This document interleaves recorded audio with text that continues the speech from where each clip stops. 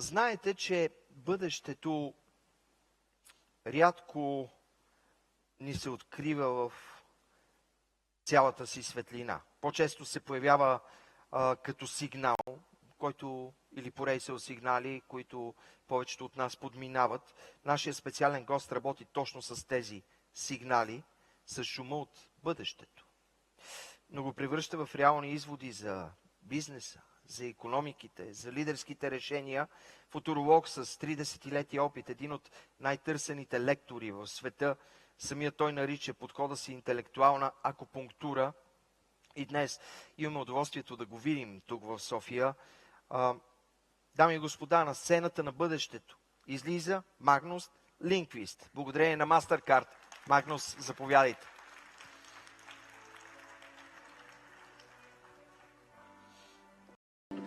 How are you doing? How are you? Sure, I'm good, thank you. Yeah. Do you need this place? I don't know. Yeah, you can leave your stuff here. Okay. We share like brothers. Like brothers. Yeah. My Sweden brother. Yeah. That's Look good. Okay, you have 30 minutes, Yeah, half an okay. hour. Yeah. And now come to have a brief chat. I'm looking forward to it already. Okay. Thank Дами и you. господа, аплодисменти за Магнус. Thank you. Or should I say, Zdravey, Sofia, Bulgaria. It's a pleasure for me to be here. First time ever. I'm honored. I've been dreaming about this day for 32 years. Let me begin to say on behalf of Sweden, sorry.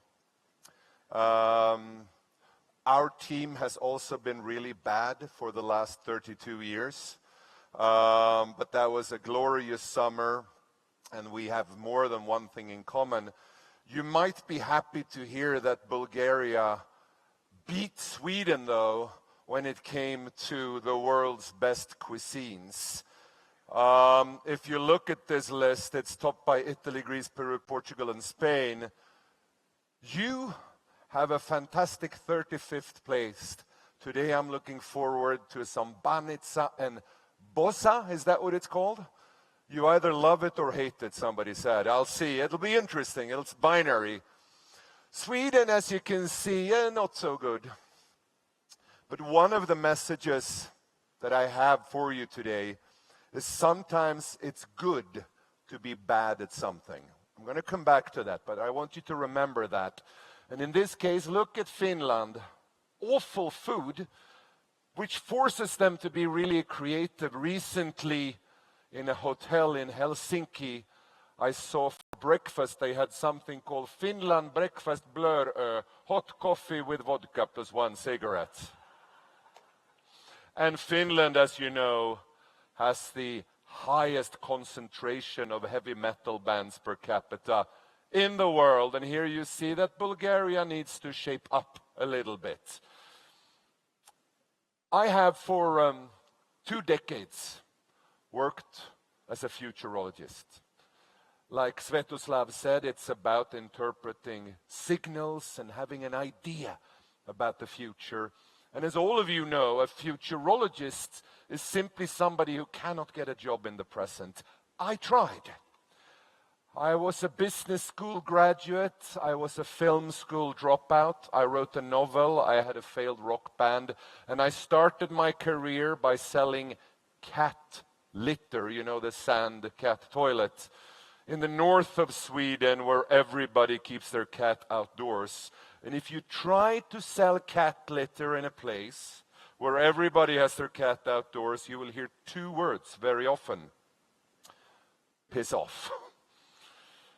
But I soldiered through it, and eventually I was able to land here with you this morning.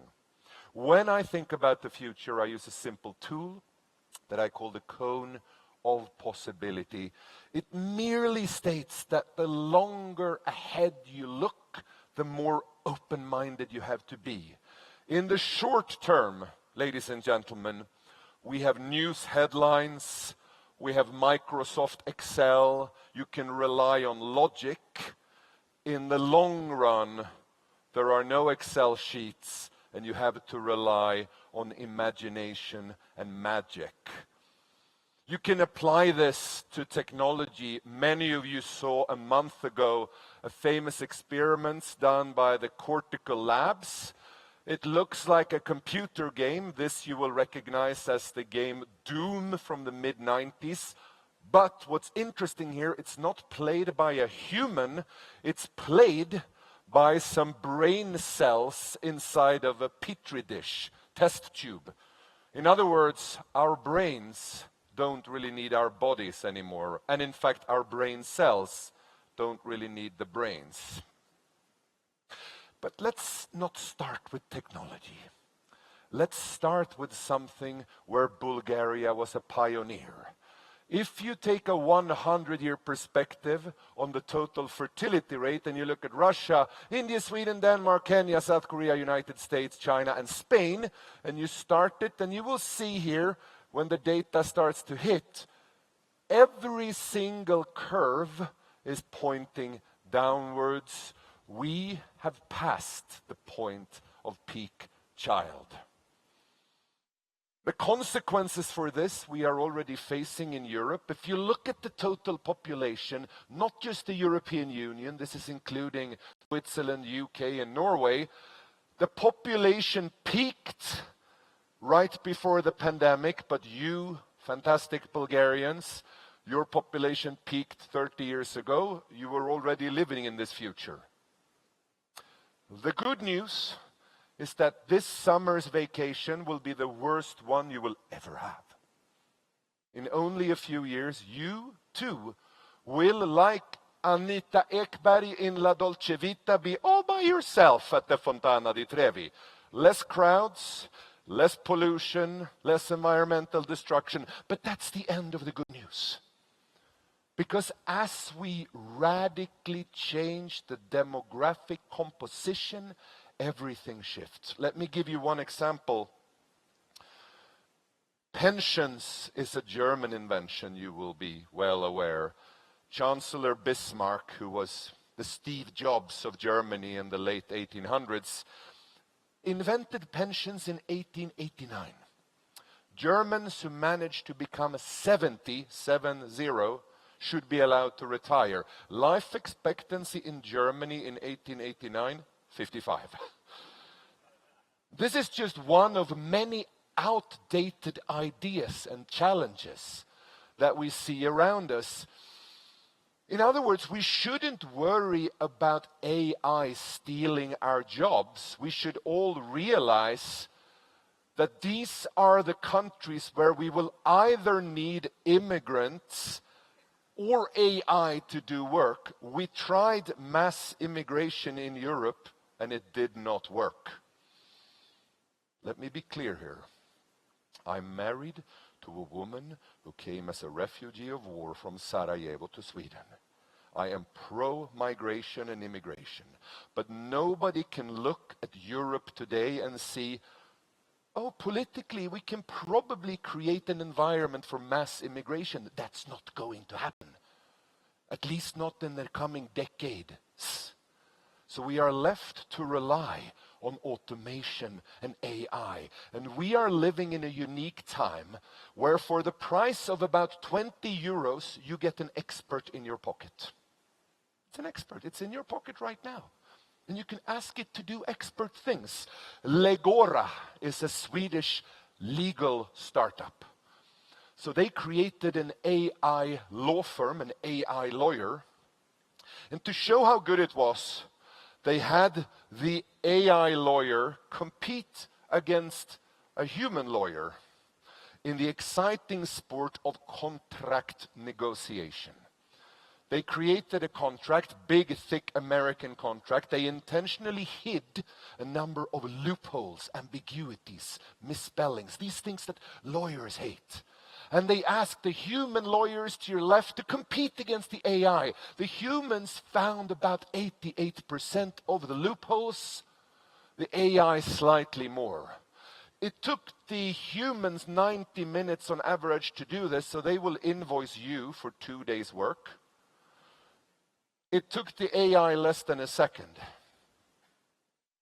Then we get to the heart of the matter. How do you motivate a lawyer? Or a futurologist, or Svetoslav? We don't know, right? You know, we give them salary, bonus, nice office, free time, sleep, snacks, and fun colleagues, and of course, the sound of money. And then people are motivated for about 2 weeks, at most. The AI needed only electricity, then it could work for free in the dark, 24 hours, 7 days a week. So this is a remarkable time we are living in. And globally, the countries who are the fastest to adopt AI is not America. It's not the US, it's not even Europe. It is generally the global south. The average usage rate of AI is higher. And then, my fantastic, amazing Bulgarian friends, we have a little bit of a problem. Because you see, if you look at the National Statistical Institute of Bulgaria, the rate is about 22.5%. You are saved by people who are 15 to 24. You are saved by the young. There the rate is about 50%. But in general, AI use in Bulgaria is not high enough. You need to be up here with the Indias and the Brazils of the world. Because AI is the largest industrial project in the world ever. If you look at the capital expenditure as a fancy word for saying investment, and you take the big projects, the Manhattan Project, I mean, imagine making candles when electricity came. You would realize you had a problem. I am telling you, because the investment rate is twice as big as electricity. And many of us in Sweden and Bulgaria are still making candles. In only a few years, 3, 4, you will not have an expert, you will have a god in your pocket. You will technically have the entire mental capacity of the human race for 20 euros in your pocket. So I believe we are standing not on a digital revolution, but on something much bigger that I call the Big Bang. We can manipulate not just bits and computers, but we will be able to manipulate atoms, nanotech, and genetics. Let me give you a few examples. I recently was in a self-driving car. I know a number of you have been in one as well. You can do this in China. This was taken in San Francisco. And when I was in this self-driving AI-powered car, I realized the famous Arthur C. Clarke quote, "When technology becomes advanced enough, it feels like magic. Once upon a time, telepathy was magic. Now we call it Twitter." You know, one of many examples. This is not what you think it is. It is a nanotechnological slime robot. You can autonomously program it. It can explore difficult to reach places. Could be good for plumbing, Peter. Then it could handle corrosive materials or dangerous or electrical current autonomously, showing how nanotech is powered. It has never been cheaper to put things into space. In June last year, a Welsh startup created the Forge Star 1 satellite. And it's not just a satellite, it is a semiconductor factory. I want you to think about this. Because they use low gravity and temperature differential to create better semiconductor chips in low Earth orbit in space. Old-style politicians worry about which side of a border to put a factory on, where of course we should put our satellites, Bulgarian or Swedish, our factories in low Earth orbit. But my favorite example is CRISPR-Cas9. 2 women won the Nobel Prize for this, Jennifer Doudna and Emmanuelle Charpentier. So you can cut and paste. Meaning that if you go to the coastline of Bulgaria or Sweden or Wales or elsewhere, you can find bioluminescent plankton. Using CRISPR-Cas9, you can copy and paste bioluminescent DNA. You can put it inside of a building. Here's a prototype that has light without electricity. Or you can put it inside of a creature, showing us that in the future you will use your husband or wife as a bed lamp. No electricity needed whatsoever. What I'm trying to tell you here is that the cost of doing is going down. The cost of creating a company, the cost of creating software, cost of raising capital, cost of putting things into space, cost of electricity, all of these things will in the coming years be collapsing. Avicii, you remember the Swedish DJ? Wake me up when it... He sat at home when he was 17 and made music that sounded like a symphonic orchestra and a global distribution for free. No record company, no orchestra, just a laptop. It is believed that the most watched TV series in a few years will be made by a 17-year-old girl in Bulgaria using generative AI tools and just her imagination to make the most watched TV show in the world. No Netflix, no Hollywood, no nothing. The cost of doing is going down, but the cost of waiting is going up.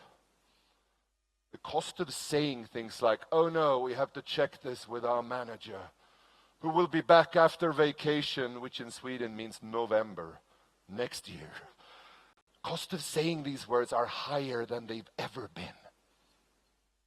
The second consequence is that there will be job losses, or what they call a job apocalypse.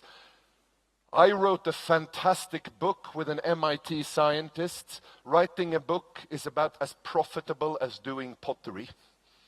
And I show this with you as a shameless book plug because it's always summer. This is a great summer present for your colleagues and friends. Anyway, The Sound of Money, remember? In this book we have guessed and estimated which jobs will disappear and when. I've already told you about drivers and doctors. Think about soldiers. The sound of war used to be this. And we built heavy, expensive equipment. Now the sound of war is this. And to quote the defense minister of Germany, Ukraine is defended by housewives building drones. Yes, the rearmament right now is a hardware bubble. I don't give stock tips, but if I did, I'd say you should absolutely sell or short Rheinmetall. Because we are looking at something completely different. It is believed there will only be 2 jobs left. What should our children do, Sveto? The least likely jobs to be replaced by robots or AI, according to Oxford University. Number 1, dentists. Simone Giertz, a Swedish robot maker, shows us why. She made a lipstick robot to save time in the morning, and as you can see, it's a disaster. Imagine if it had a drill. The second least likely job to be replaced by robots were priests. Because priests offer the scarcest resource on earth, meaning. A lack of meaning is why people get radicalized online. A lack of meaning explains the number of marathon runners in the world. If you can offer meaning or work with your hands, it's going to be fantastically valuable. So, we live in unique, uncertain times. And the Sound of Money audience, given these trends, in just a few years will basically be some old priests and dentists. And of course, dentists, priests. And here on the front row, we'll have some seats reserved for brain cells in test tubes. Any questions? Catherine Barbieri, a researcher, wanted to compare this time to previous eras in history. So she just looked at things like wars, civil unrest, major pandemics, financial crisis, and climate change. She put these things on a timeline, and the bigger the circle, the more people were affected by it. You see World War I, II, you see the Spanish flu. and many big circles right now. The index goes up and down. But she found that in the 2020s, the turbulence index is the highest it's been in 200 years. We have had crises, financial, we've had pandemics before, we've had wars, but now it's everything everywhere all at once. Explaining something I saw in a London bookstore recently. Please note, the post-apocalyptical fiction section has been moved to current affairs. This makes decision-making difficult, and it can be bad for mental health, but turbulence is fantastic for ideas. Some of you have seen Carol Reed's masterpiece movie, The Third Man, which has a famous quote talking about turbulence. In Italy for 30 years under the Borgias, they had warfare, terror, murder, and bloodshed. But they produced Michelangelo, Leonardo da Vinci, and the Renaissance. In Switzerland, they had 500 years of democracy and peace. And what did that produce? The cuckoo clock. And if you think about it, turbulence is not dangerous in and of itself. It simply isn't. It can be uncomfortable, but it's not dangerous. What's dangerous is if you start doing things the way you've always done them. You act with yesterday's logic. Or as Nancy Sinatra sang, you keep saving when you ought to be changing. How many of you remember the Swedish heavy metal band Europe? Yeah. Final Countdown. It was great. Very successful in the 1980s. But then the 90s came and all of a sudden the world did not want Europe. They wanted Nirvana and Smells Like Teen Spirit. Not because Nirvana are perfect. In fact, I think Europe were better looking than Nirvana. They used hairspray, for God's sake. But the thing is, our brains are restless. Our brains are not looking for perfect. Our brains are looking for next. And when they find the next thing, Nirvana or whatever it is, it's no good being a Swedish heavy metal band called Europe. It's not good to be samening when you ought to be changing. And I want to close with that because the future doesn't begin. It doesn't got a date. It's very stupid to try to budget for the future when it erupts. Think about this. Artificial intelligence was 5 years ago. It was a Steven Spielberg film, AI. Corona was a beer.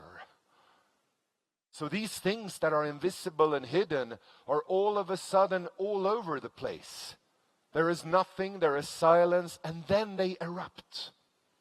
And when you see this, you have to start thinking, how do you become somebody who has the ability to ignite the future? And I will tell you how, because I saw it happen once in a conference. In Norway, Oslo, the organizers, it was not as good as this conference, of course. But the organizers had been a bit creative. So they had put Pilates balls instead of chairs for people to sit on. You know, the big rubber balls.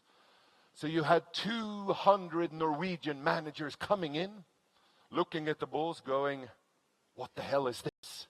But when Norwegians are angry, they sound happy. What the hell is this? It's like little Smurfs. Anyway, they all understood what they were supposed to do, but nobody wanted to be first.